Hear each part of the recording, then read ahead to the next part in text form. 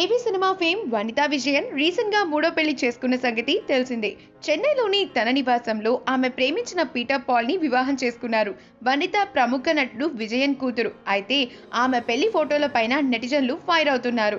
ఎందుకంటే మూడో పెళ్లి చేసుకున్నందుకు మాత్రం కాదు, ఇద్దరు వయసొచ్చిన కూతుర్ల ముందు పెళ్లి చేసుకున్న వాడికి లిప్ లాక్స్ ఇస్తున్నందుకు.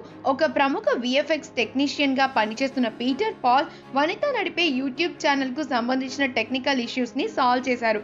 ఆ టైంలో వాళ్ళిద్దరి మధ్య ఏర్పడిన ఆ పరిచయమే ప్రేమగా మారి పెళ్లి వరకు వచ్చింది.